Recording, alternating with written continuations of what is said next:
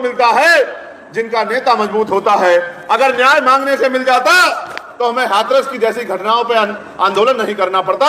और 69,000 शिक्षक भर्ती में जब पिछड़े और दलित वर्ग के बच्चों का अधिकार ये सरकार डकैती मार लेती है, इसका उदाहरण है कि उत्तर प्रदेश में गुंडा राज चल रहा है, कानून का राज भारतीय जनता पार्टी के नेताओं की चौखट पे दम तोड़ चुका है। कि आप इतनी गर्मी में भी डटे हुए हैं, जहां एक तरफ बड़ी बड़ी स्थापित पार्टियों को पैसा दे दे के, साधन संसाधन दे के, खाना और तमाम तरह की सुविधा दे के लोगों को भीड़ जुटाने में या फिर सरकारी तंत्र के लोगों को मजबूरीवश अपनी रैलियों में इकट्ठा करना पड़ रहा है, वहां हमारे नौजवान साथी इतनी भयंकर धूप में भी, इस धूप में खड़े होने में भी पीछे नहीं हट रहे हैं। ये जो आपका उत्साह है, मेरा ये मानना है कि वही टीम जीतती है जिस टीम के अंदर उत्साह होता है, जिनका मनोबल बढ़ा हुआ होता है, जिनके मन में संकल्प होता है। और मुझे बड़े कहने में गर्व महसूस होता है कि आज अगर किसी के पास एक उत्साही ईमानदार वर्करों की, कार्यकर्ता और पदाधिकारियों की सेना है तो बहुजन समाज की ये सेना भीम आर्मी आजाद समाज पार्टी के रूप में मुझे दिखाई देती है। मैं आपके मनोबल की दाद देता हूं और मैं आपके उत्साह की कद्र करता हूं। और इस मंच पर उपस्थित राष्ट्रीय शोषित समाज पार्टी के राष्ट्रीय अध्यक्ष और मेरे बड़े भाई और कुशीनगर लोकसभा के लोकप्रिय प्रत्याशी श्रद्धेय स्वामी प्रसाद मौर्य जी का भी मैं, क्योंकि वो पार्लियामेंट में जा रहे हैं आपके आशीर्वाद सहयोग से, तो इस पावन धरती जो भगवान बुद्ध का परिनिर्वाण स्थल है, मैं इस धरती से भी ये सर्वप्रथम अपील करता हूं यहां बैठे हर एक व्यक्ति से कि वो खुद को स्वामी प्रसाद मौर्य मान के और आने वाले 4-5 दिनों में ये मान के कि वो खुद चुनाव लड़ रहा है, अपने सबसे पहले गांव को तैयार करे, अपने बूथ को तैयार करे, अपने बूथ का वोटिंग परसेंटेज 1 तारीख को ज्यादा से ज्यादा कराए और फिर अपने दोस्तों, साथियों, रिश्तेदारों, भाईचारे के साथियों को भी ये संदेश दे कि वो अपनी वोट को खराब ना करे और एक एक वोट माननीय स्वामी प्रसाद मौर्य जी को डालकर गन्ना किसान को कामयाब बनाने का काम करे और अपनी मजबूत आवाज को दिल्ली पार्लियामेंट में भेजने का काम करे। तमाम सम्मानित नेतागण इस मंच पर उपस्थित हैं और मेरे साथ चल के आए हमारी पार्टी के वरिष्ठ नेता भाई डॉक्टर आकिब साहब, संजय राणा जी, अवनीश निगम जी, हमारे जिला अध्यक्ष राहुल चौधरी जी। किसी लक्ष्य के 1 इंच भी कोई काम नहीं करता और वकील होने के नाते मुंह से एक शब्द भी नहीं बोलता। मैं यहाँ इसलिए आया हूँ कि बड़ी उम्मीद है मुझे आपसे कि इस देश में जिनका राज होता है उन्हीं की सुनवाई होती है, जिनका नेता ताकत में होता है उन्हीं को न्याय मिलता है। कहा यह जाता है कि न्याय जन्मसिद्ध अधिकार है, लेकिन ये सच नहीं है। न्याय भी उनको मिलता है जिनका नेता मजबूत होता है। अगर न्याय मांगने से मिल जाता तो हमें हाथरस की जैसी घटनाओं पे आंदोलन नहीं करना पड़ता। और 69,000 शिक्षक भर्ती में जब पिछड़े और दलित वर्ग के बच्चों का अधिकार ये सरकार डकैती मार लेती है तो हमें और उन बच्चों को आंदोलन नहीं करना पड़ता। जब पुलिस की भर्ती में 48 लाख बच्चे फार्म भरते हैं और 400 रुपए पर बच्चे के हिसाब से 200 करोड़ रुपए सरकार पे इकट्ठा होता है और फिर वो भर्ती में घोटाला हो जाता है और कोई पूछने वाला नहीं होता। ये तभी होता है जब आपका नेता कमजोर होता है। ये जो जुर्म जाति का शिकार हम लोग हैं, बड़ी बड़ी बातें चलती है कि कानून व्यवस्था बड़ी अच्छी है। कानून व्यवस्था का उदाहरण मैं खड़ा हूं, मेरे ऊपर 4 गोली चलाई गई।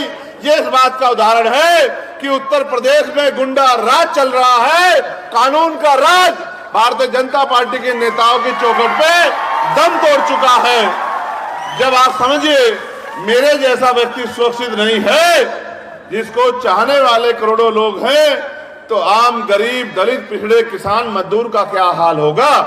गांव में रहने वाली माताओं बहनों को किस तरह की जिंदगी का सामना करना पड़ता होगा, हमने वो भी दौर देखा।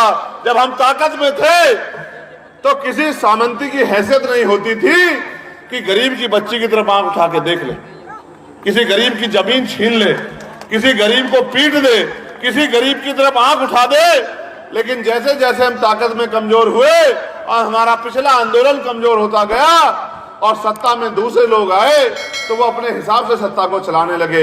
आज तो जमीन के साथ हमारी इज्जत भी खतरे में चली गई है और हम पे आगे बढ़ने का एक ही मात्र रास्ता है, वो है शिक्षा।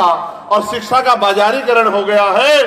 बड़े बड़े कॉलेज आपके बराबर में खोल दिए गए हैं जिनमें गरीब आदमी घुस भी नहीं सकता। बड़े बड़े हॉस्पिटल बना दिए गए हैं जिनमें गरीब आदमी का इलाज नहीं होता।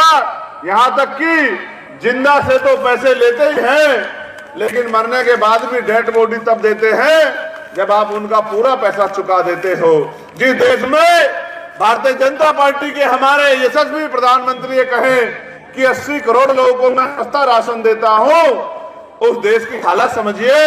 जबकि कहना उनको ये चाहिए कि हमारी नाकामी और निकम्मेपन की वजह से हमने समय मांगा था 50 दिन का, लेकिन जनता ने हमें 10 साल दिए, हम किसी का भला नहीं कर पाए।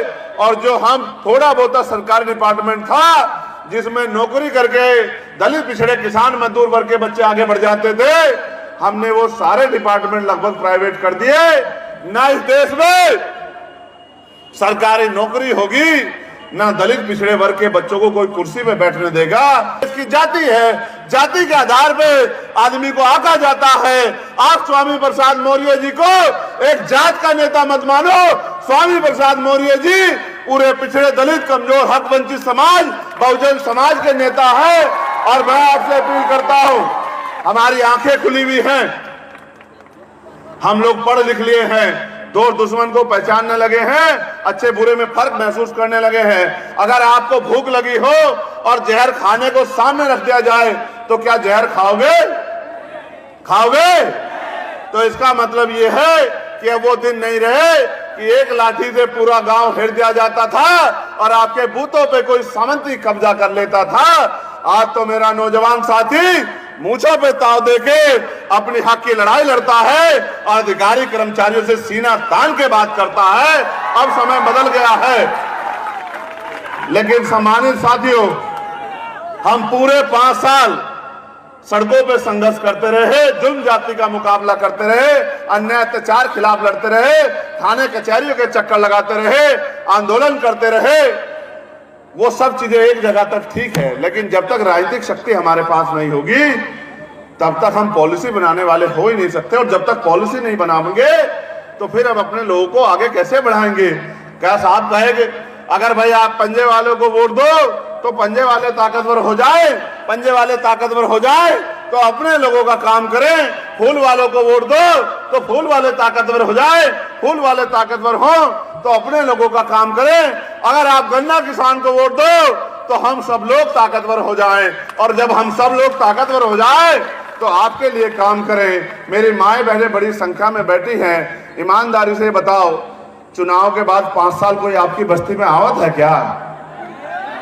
कोई आपका भूखा पेट देखत है क्या? कोई आपके आंसू देखत है क्या? कोई जब बेटी की शादी करो कर्ज ले कोई पूछत है क्या? जब बेटे को पढ़ाना लिखाना और कर्ज लेना पड़े कोई पूछत है क्या? जिनका मकसद सिर्फ चुनाव का है वो चुनाव में वोट लेके चले जाते हैं। आप पे जब जुल्म होता है या आपकी आंखें रोती हैं तो उतना ही दर्द चंद्रशेखर आजाद को होता है। इसलिए मैं आपसे मदद मांगने के लिए आया हूं भाई, कि अगर वाकई में मुझसे प्यार करते हो और अपने दिल में मेरे लिए इज्जत रखते हो और मेरी बात की पहरेदारी करना चाहते हो और बाबा साहब अम्बेडकर मान्यवर काशीराम साहब के सपने को पूरा करना चाहते हो तो एक एक वोट गन्ना किसान के निशान पर डाल देना और भाई स्वामी प्रसाद मौर्य जी के हाथ मजबूत कर देना। और 1 जून को इस तरह डट के बूथ पे खड़े होके एक एक वोट को बूथ तक पहुंचाना कि यहाँ का वो मीडिया जो आज हमें इग्नोर कर रहा है वो मीडिया भी ये कह दे कि स्वामी प्रसाद मौर्य तो 1 लाख से ज्यादा वोटों से जीत रहे हैं। उनको हराने वाला कोई अब कुशीनगर लोकसभा में नहीं। आपने देखा होगा चुनाव समीकरणों पे जीते जाते हैं, समीकरण हमारे पक्ष में है, क्योंकि पूरा पिछड़ा वर्ग जो 10 साल से भारतीय जनता पार्टी पे भरोसा करके अपमानित होता रहा, अब उसकी समझ में आ गया है कि भारतीय जनता पार्टी के झूठ से हमें निकलना पड़ेगा।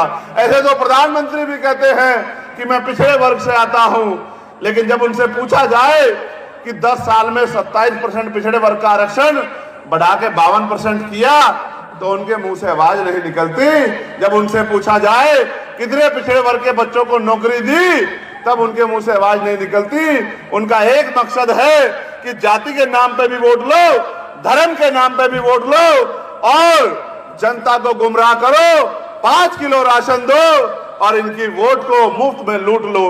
क्या हम इतने बेवकूफ रह गए हैं कि 5 किलो राशन पे हम वोट करने लग जाए? ये राशन कहां से आता है आपको पता है क्या? राशन और सरकार जो खर्च करती है बड़ी बड़ी योजनाओं में पैसा, वो जनता की टैक्स से आता है। आप 1 रुपए का सामान खरीदते हो, 28% टैक्स लगता है।